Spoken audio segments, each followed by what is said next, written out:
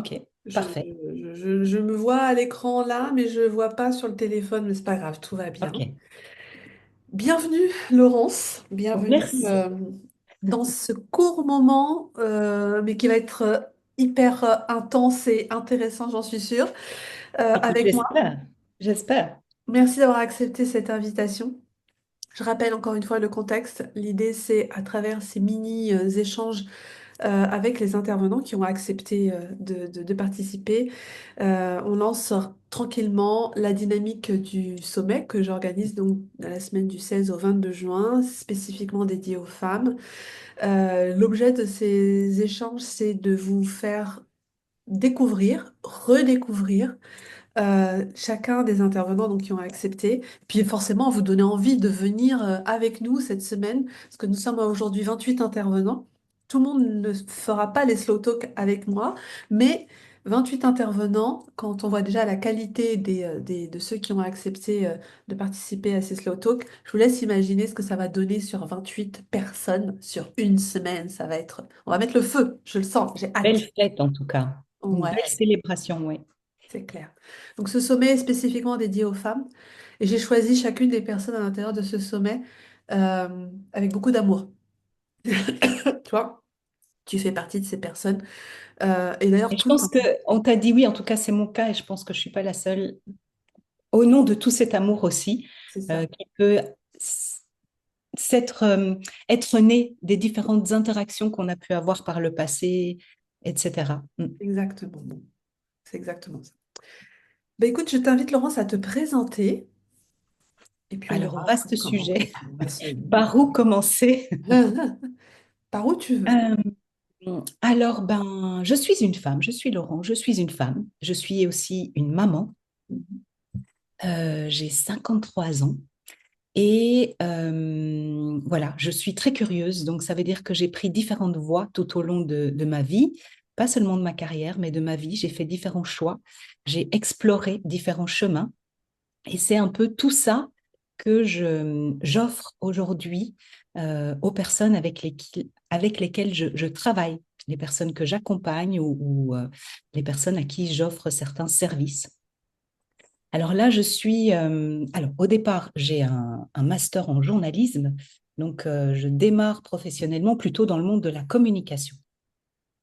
Et puis, je suis à la Commission européenne où je travaille depuis quelques années et un petit cadeau surprise merveilleux m'arrive en l'état, ma fille.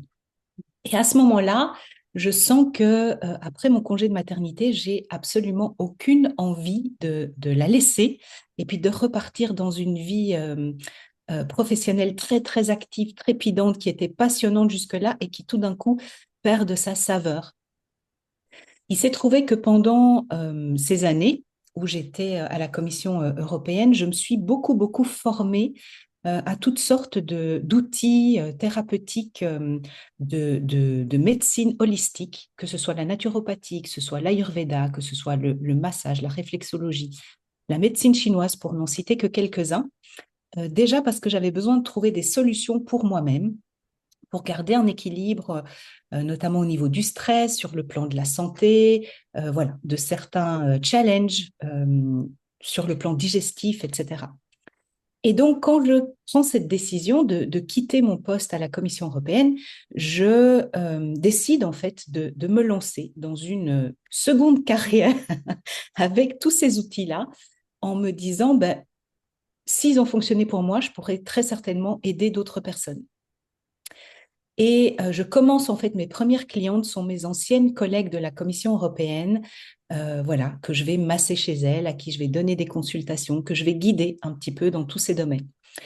Je vous parle de ça, ma fille va avoir 20 ans cette année, donc voilà, il y a un petit bail. Et depuis là, en fait, je n'ai jamais cessé de me former, d'accompagner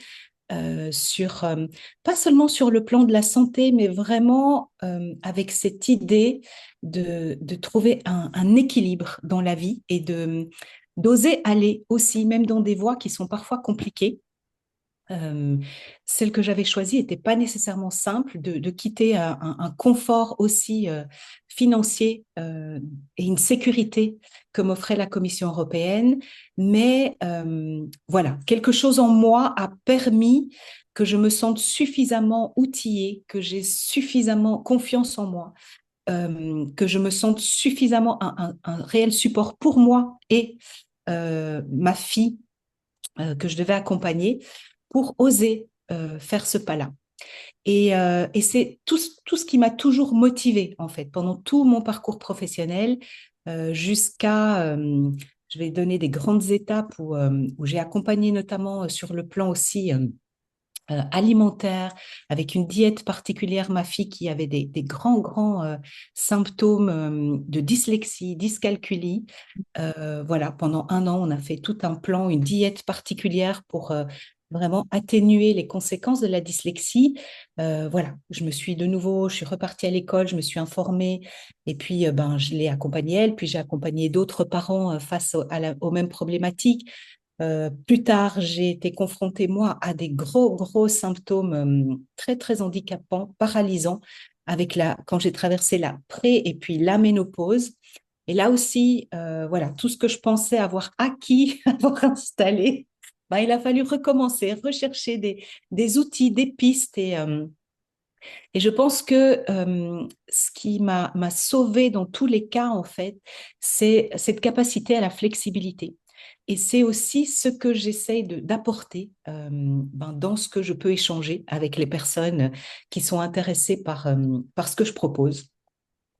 Donc là aussi, un grand virement, si j'accompagnais déjà avec des ateliers détox, etc., pour vraiment aussi garder cet équilibre physiologique dans le corps au niveau des énergies, mais aussi des émotions, etc., eh bien là, j'ai visité des choses un peu plus extrêmes, entre guillemets, comme le jeûne sec. Voilà, sur plusieurs jours. Alors, je sais que tous les gens qui pratiquent le ramadan, par exemple, c'est quelque chose qu'ils connaissent déjà, Oui. en tout cas sur une longue période, sur une journée.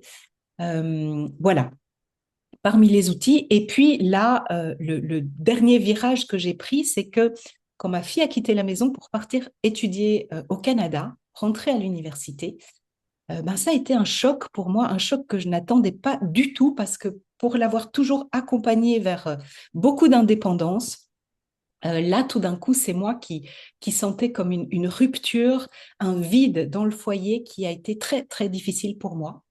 Et donc, j'ai choisi de quitter le foyer en même temps qu'elle et de m'offrir une parenthèse de vie nomade. Et donc, voilà, ça fait bientôt un an que j'ai quitté l'Europe. C'était le 12 juillet 2024 et pour le Canada et que donc je voyage entre le Canada, les États-Unis, peut-être le Mexique bientôt, ou Aruba, ou la Guyane française. Mais voilà, tout un parcours qui m'a aussi demandé à revisiter mes outils, mes pratiques, à adapter, à trouver un confort.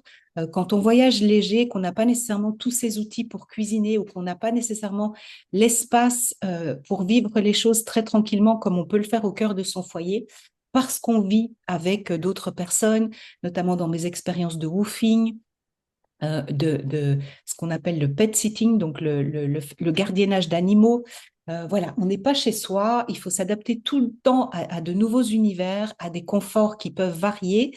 Et comment bah, on trouve un équilibre dans tout ça, et notamment au niveau aussi de l'équilibre de la physiologie de son corps, mais l'équilibre émotionnel, l'équilibre mental pour ne pas ruminer tout le temps. Et oui, trouver un confort, mais grandir à travers tout ça, en fait. Ne rien s'interdire, oser chaque jour un peu plus et trouver ça de plus en plus confortable. Voilà ce que j'aurais envie de dire.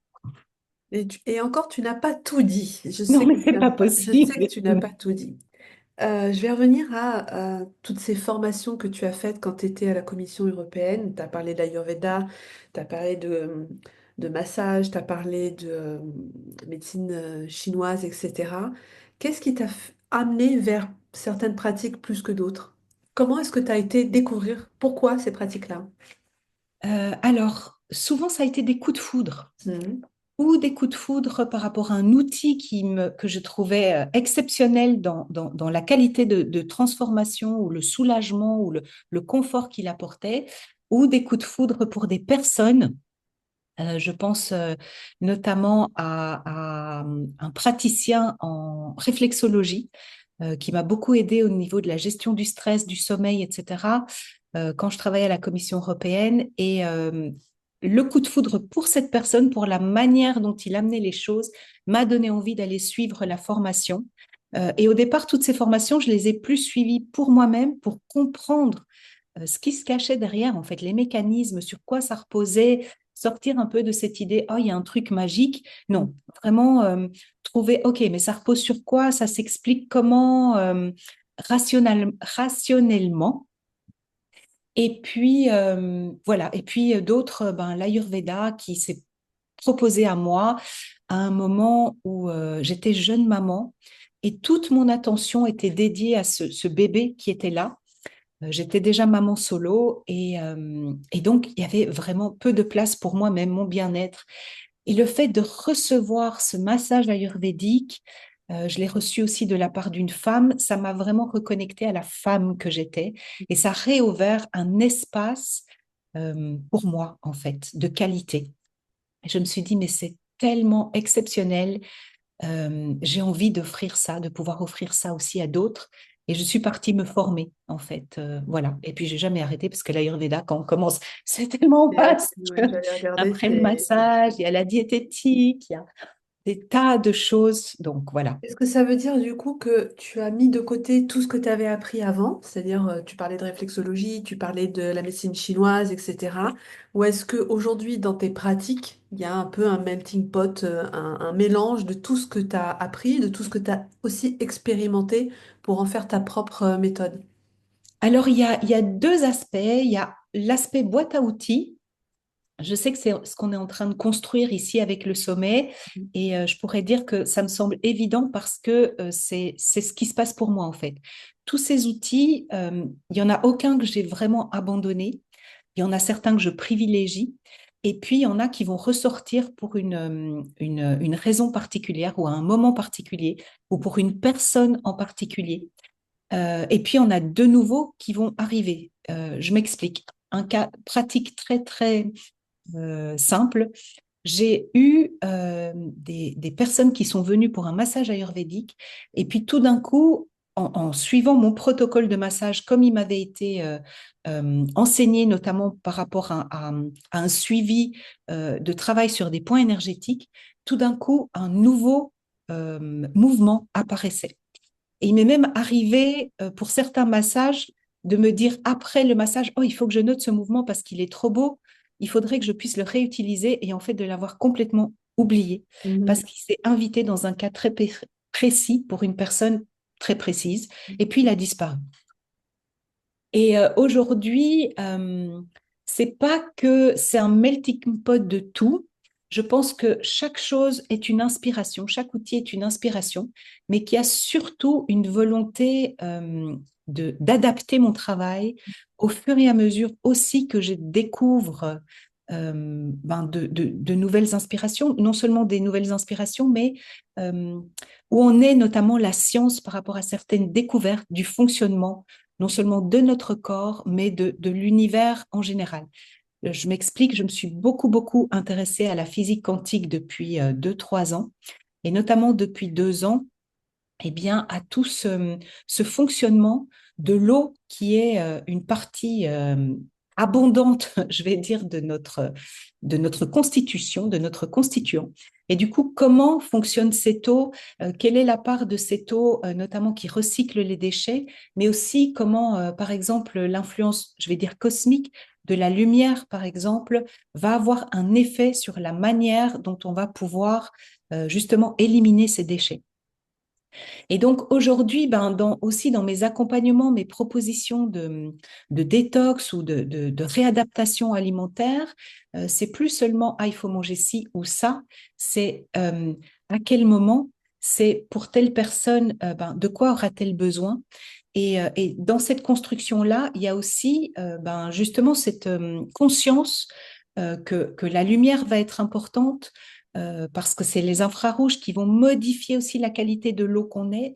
Et, euh, et avec tout ce que je connais, que j'ai appris aujourd'hui, et c'est pas fini, c'est pour ça que je dis aujourd'hui, je sais aussi que la qualité de cette eau-là, donc cet équilibre entre eau propre, entre guillemets, et eau avec déchets, euh, ben, s'il y a un déséquilibre, on va avoir tendance à être toujours dans les mêmes pensées, les mêmes croyances, à avoir comme des modes de fonctionnement qui sont instinctifs, qui sont automatiques et desquels on ne va pas pouvoir sortir ni par la méditation, ni par d'autres pratiques par rapport à la pensée. Par exemple, la pensée positive, j'ai pensé longtemps, j'étais persuadée que juste la pensée positive, que me focaliser sur du positif, sur des valeurs comme la gratitude ou l'amour, pouvait transformer les choses.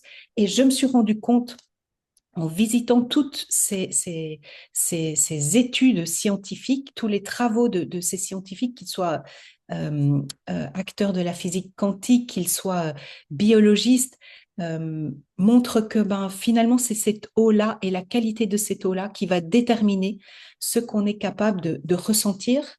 Je pense à la peur, je pense à des tas d'émotions comme ça, ou ce qu'on est capable de faire. Et là, je pense par exemple à des gens qui sont bloqués, qui procrastinent, qui n'arrivent pas à rentrer dans l'action, ben voilà, ça aussi, ça dépend aussi de la qualité de l'eau qui est dans notre corps, en fait. Ok. Donc tu parles de l'influence des UV, de la lumière, etc.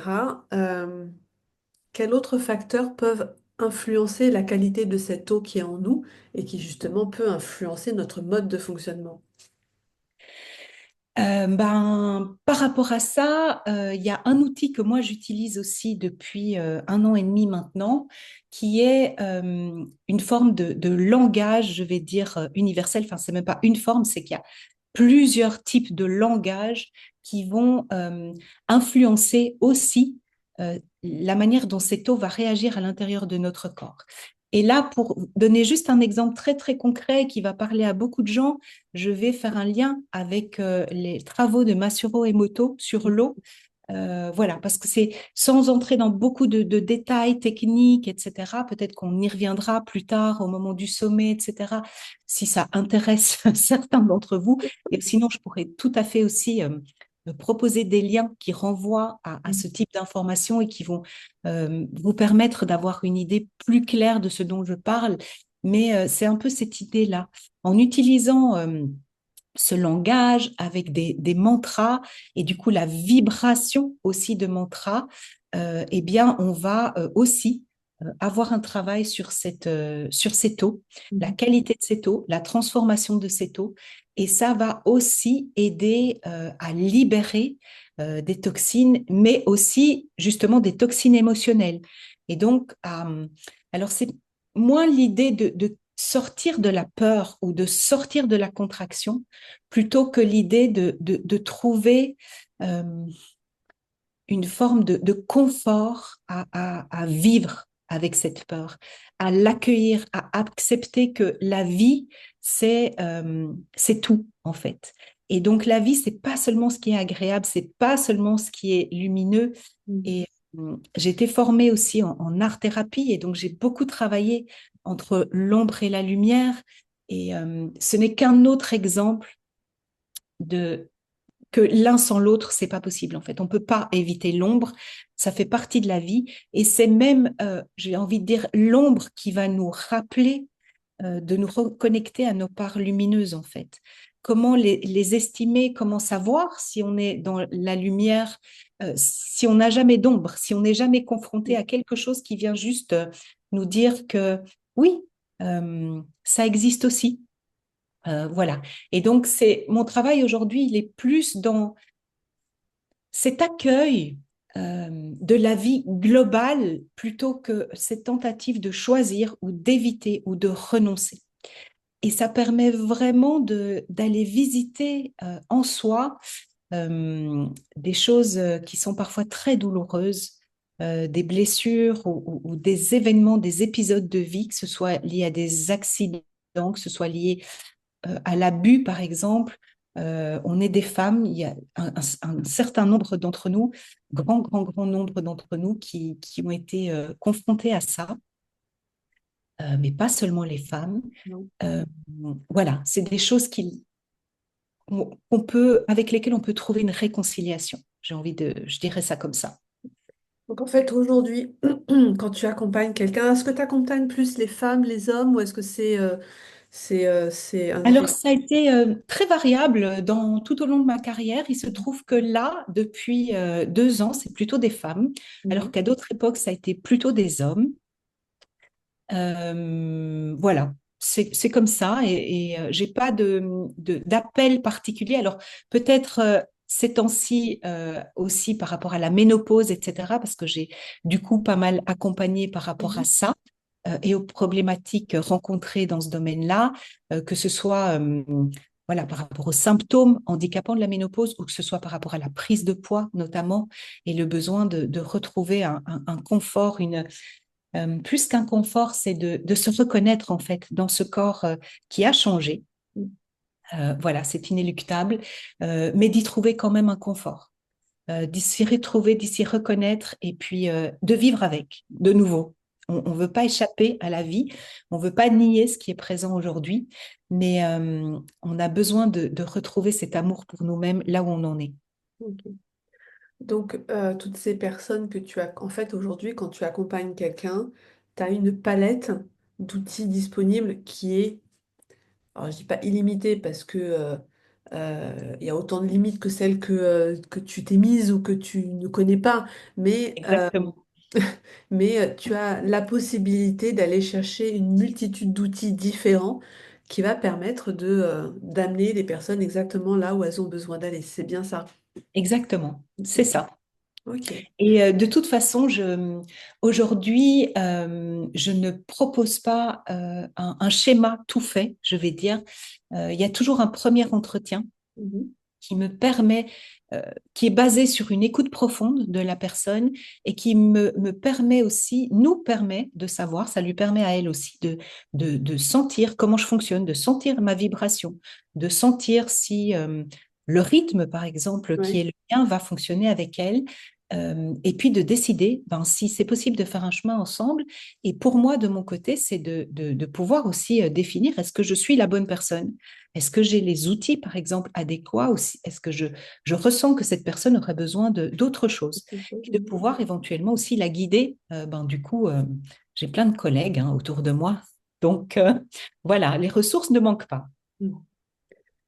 Je regarde juste si on a des commentaires ou des questions. A priori, non. Mais à chaque fois, je les vois après, donc on répondra après si on les voit pas tout Je de suite. C'est pas répondrai grave. de toute façon sur le Ouais. fil, il n'y a pas de souci. Si tu avais aujourd'hui un conseil à donner issu des expériences que tu as eues avec les personnes que tu as accompagnées, les expériences personnelles aussi.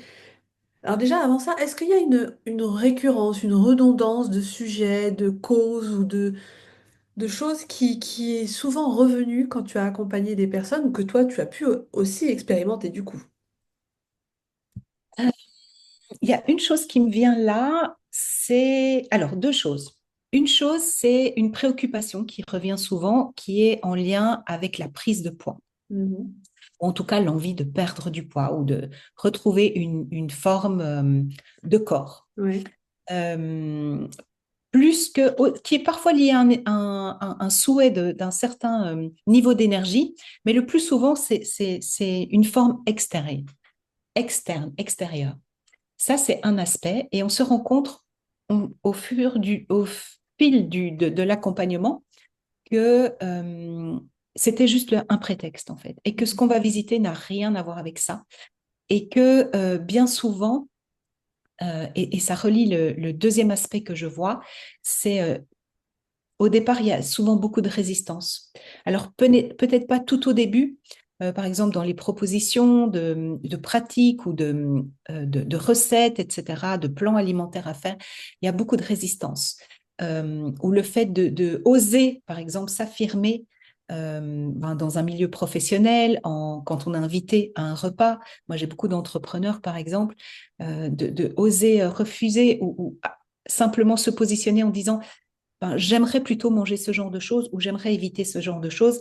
Il y a beaucoup de résistance pour Ouais. la personne. Et c'est là où, justement, ça, les deux se rejoignent, c'est que au fur et à mesure du processus, les gens gagnent en souveraineté. En fait, retrouvent vraiment ce pouvoir à se positionner, ce pouvoir à oser dire, ce pouvoir à ne plus voir ça comme être quelqu'un de difficile ou de désagréable pour les autres ou d'irrespectueux pour un client, pour un collègue, pour etc. Mais simplement trouver une manière toute simple et sans émotion derrière de se positionner et de dire voilà, euh, c'est pas contre vous, mais c'est pour moi. Et ça, dans toutes les sphères, que ce soit les sphères familiales, que ce soit les sphères professionnelles, que ce soit avec les enfants, ou même individuellement, de se choisir de prendre du temps pour ça, pour Mhm. soi. Je dirais que c'est ça qui me semble évident là, qui ressort. C'est intéressant ce que tu dis parce que ça rejoint vraiment ce qu'on a vu hier avec Valérie, avec Nat, tout à l'heure avec Aude. C'est vraiment ce besoin viscéral de revenir à soi, se recentrer sur soi, de comprendre nos propres mécanismes pour pouvoir avancer en fait et être plus à l'aise dans sa relation à l'autre aussi, déjà à soi, mais à l'autre aussi. Du coup, est-ce, Exactement. du coup, est-ce que je fais... Tu voulais dire quelque chose, excuse-moi. Non, non, je disais exactement, c'est exactement ça.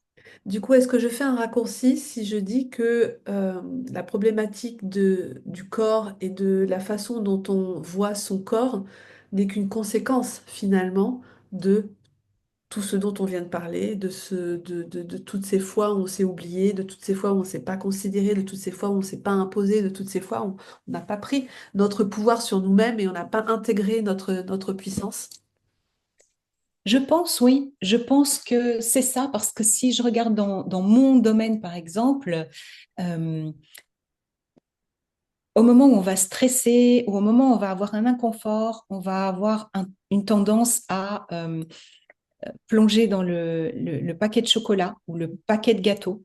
Moi, je vais avoir tendance à un moment où je suis fatiguée, je suis stressée, etc. Mais je ne veux pas écouter mon corps parce que je pense que j'ai beaucoup de boulot et que là, je ne peux pas lâcher, pas me reposer, à prendre un café supplémentaire, un deuxième café supplémentaire. Et à un moment, mon corps, il me dit juste qu'il est épuisé. Je vois comment, au lieu de gagner en énergie, je fonctionne tout d'un coup au ralenti. Mhm. Et quand je pars en jeûne, ça me permet de sortir de ce cycle finalement, de permettre à mon corps d'évacuer les toxines, de se reposer. Ben, surtout en jeûne sec, moi, il y a au moins une journée où je dors beaucoup, je vais faire des Oui. micro-siestes entre mes activités. Et puis petit à petit, je sens comme une bombe d'énergie à l'intérieur de moi qui revient, mais c'est pas seulement une bombe d'énergie, c'est aussi une paix de moi à moi, en fait. Cette paix-là, elle vient m'inviter à, enfin naturellement, elle s'invite en fait, elle m'invite pas moi, elle s'invite Mhm. à moins me juger, à me sentir plus en paix avec ma peau, avec mon corps, parce que aussi les sensations dans mon corps se sont apaisées, les tensions, les douleurs. Euh, j'ai plus d'énergie, mais j'ai aussi mon mental s'est terriblement calmé. Et donc, tous les endroits qui pouvaient être susceptibles, qui pouvaient donner lieu à des confrontations avec l'autre ou avec l'extérieur. Quand je dis l'autre, ça peut être les animaux qui à un moment m'agacent, ça peut être un bruit de travaux dans la rue. Tout d'un coup, en fait, tout est calme. Oui. Et donc là aussi, c'est comme un espace qui s'ouvre où la créativité revient, où tout d'un coup j'ai des inspirations, à un moment où j'essayais à tout prix de forcer, forcer, et c'était le block-out. Et là, tout d'un coup, ben, tout s'ouvre en fait. Mhm. Il y a vraiment cette sensation, un peu comme dans une respiration, inspiration, expiration, Mhm. une ouverture où je gagne de l'espace. Et c'est la même chose qui se produit en fait quand on travaille avec les mantras, quand on reste parfois avec une situation qui a donné lieu à de la frustration, à de la colère, à de la tristesse, et qu'on reste quand même avec en récitant les mantras. euh, et finalement, il y a un point de rupture, en fait. Un point où cette tension extrême, cette contraction lâche et on retrouve de l'espace. Ou quelque chose dans notre corps qui était figé parfois depuis des années recircule. Et donc, c'est aussi Voilà. simple que ça? C'est aussi simple que ça. Alors, aussi simple, oui, le processus, le protocole, il est très simple. Mais de nouveau, la seule chose qui va être compliquée, c'est le niveau de résistance. Et niveau de résistance par lequel on passe tous, hein, je ne suis Mhm, pas oui, oui, oui, exempte oui. de ça. Si je peux aussi bien vous en parler, c'est parce que régulièrement, eh bien, j'y repasse, je me renouvelle, je cherche d'autres solutions qui me permettent de partager tout simplement une expérience que j'ai faite, hein. Je ne suis pas ailleurs. Mais c'est ça, en fait, c'est ça. Et je dirais qu'à force de les visiter, eh bien, non seulement je détecte de plus en plus vite ce phénomène où quelque chose en moi se Mhm. crispe et résiste, je le vois, et puis du coup, ben, je peux le traverser aussi beaucoup plus facilement, plus rapidement. Mhm. Et voilà. Chut, chut. Merci. C'est important de le dire parce que on est tous, enfin, toutes les personnes qui vont intervenir dans le sommet sont accompagnants d'une façon ou d'une autre, d'un sujet ou d'un autre. Ça n'enlève rien à notre souveraineté, ça n'enlève rien à notre Non, capacité à rebondir et à grandir et à se guérir, même si le mot guérir me plaît pas, mais voilà, à se guérir soi-même. Et que parfois, des outils qui sont transmis peuvent être transmis dans la facilité et les résultats peuvent être immédiats. Mais c'est aussi bien de préciser que oui, on n'est pas en train de brandir le miroir aux alouettes. Oui, ça peut être facile et oui, ça peut être un peu plus difficile en fonction, comme tu disais, du niveau de contraction. On ne peut pas toujours tout résoudre comme ça. non. J'aimerais tellement. Et j'ai un excellent exemple dans mes pratiques de massage, notamment quand j'accueille des gens, par exemple pour une retraite, une cure ayurvédique. Donc de plusieurs jours, les gens venaient vraiment pour trouver un confort extrême. Or, tout d'un coup, recevoir des massages comme ça, de manière très, très intensive, dans un délai assez court, ben, ça remet aussi et que ce soit le système lymphatique, enfin, tout le système finalement d'évacuation des toxines en route. Et quand ces toxines se remettent en mouvement dans le corps, ben, ça peut être très douloureux. Ouais, C'est-à-dire qu'il y avait des gens qui, au lieu de ressortir tout relax et vraiment super apaisé. heureux, Mhm. ressortaient avec des maux de tête, avec tout d'un coup des contractions, etc., des choses qui bien sûr ne duraient pas. Mais c'est un passage en fait. C'est la même chose avec le jeûne, les Oui. premiers jeûnes secs. Il m'a fallu beaucoup de temps avant d'arriver à l'âge. Mon dernier jeûne, c'était 15 heures sans boire ni manger, en ayant une activité physique, raisonnable, hein. Mais Mm. voilà, en étant en mouvement, etc. Quand j'ai commencé, c'était pas du tout le cas. Quand Mm. j'ai commencé, c'était plus pénible au départ. Mais petit à petit, et au plus on répète aussi les techniques, les pratiques, bah, au plus les choses se font rapidement. Voilà. Et juste pour rebondir sur une chose, euh, moi qui me suis toujours positionnée comme une thérapeute, aujourd'hui, vraiment, je me positionne comme une médiatrice ou une accompagnante. Oui, une médiatrice. Et je suis persuadée qu'il n'y a rien à guérir, en fait. Non, Je suis non, je suis persuadée d'accord que, là-dessus. il y a juste à comprendre comment vivre avec, en fait. Comment Parce que la apaiser? Moi, vie, ouais, c'est tout ce le, qui se présente. le mot Euh, qui me vient, je sais c'est ça, c'est aussi apaiser. aujourd'hui que toute mon histoire et aussi toutes les périodes difficiles, challengeantes, etc., il y en a aucune que j'échangerai en fait, absolument aucune, parce que chacune fait de moi qui je suis aujourd'hui. Euh, Simplement, avec ce que je sais aujourd'hui, ben, peut-être que j'aurais fait différemment à l'époque, mais c'est aussi le jeu. Voilà, Oui, c'est comme un jeu mais de loi et c'est comme ça. mhm. Et ça revient et ça rejoint exactement ce qu'on a pu dire encore une fois hier et aujourd'hui et ce qui va aussi dans le sens de ce dont je suis vraiment convaincue. Euh, on est ce qu'on est. On Oui, est. C'est un peu voilà, on est, et on est, oui, la somme de tout ce qu'on a vécu, on est la façon dont on réagit, la façon dont on réagit pas, on est ce qui va, on est ce qui va pas, on est l'ombre et la lumière, comme tu le disais tout à l'heure, on est tout ça, et on est. Et C'est je pense qu'aujourd'hui, plus que enlever des choses qui nous dérangent, c'est prendre conscience de tout ce qu'on est déjà, Oui, n'a pas encore reconnu de nous, en fait. ouais. S'il y a un chemin auquel j'aurais envie d'inviter, pour lequel j'aimerais être médiatrice, c'est celui-là. C'est Mhm. celui-là. Et je trouve que c'est un beau mot de la fin. Est-ce que tu as envie de rajouter autre chose? Non, je pense que pour moi aussi, c'est la note sur laquelle Ouais. Mm. j'aurais envie de vous dire à plus tard. À demain. Eh ben, écoute, merci beaucoup Laurence pour ce temps passé ensemble. Merci. Merci à toi, Yasmina, pour tout ce que tu mets en place là. Mhm. Parce que du coup, ben, c'est vrai que toi, tu es dans les coulisses, mais c'est grâce à toi qu'on est tous là. Et puis, c'est grâce à toi aussi qu'on se réinvente, j'ai envie de dire, parce qu'il y a des tas de choses que je ne serais pas allée chercher, visiter, questionner si j'avais pas reçu cette invitation de ta part. Donc, merci pour ça aussi. Je prends. Merci. Je t'embrasse bien fort. On se retrouve de toute façon très vite. Voilà, Et puis, si là, je vois, a priori, il n'y a pas de commentaires, il ne doit pas y avoir de questions non plus. Donc, si en replay, les personnes ont envie de poser des questions, qu'ils n'hésitent pas, on leur répondra tout à évidemment fait. après coup. À tout vite. Merci beaucoup.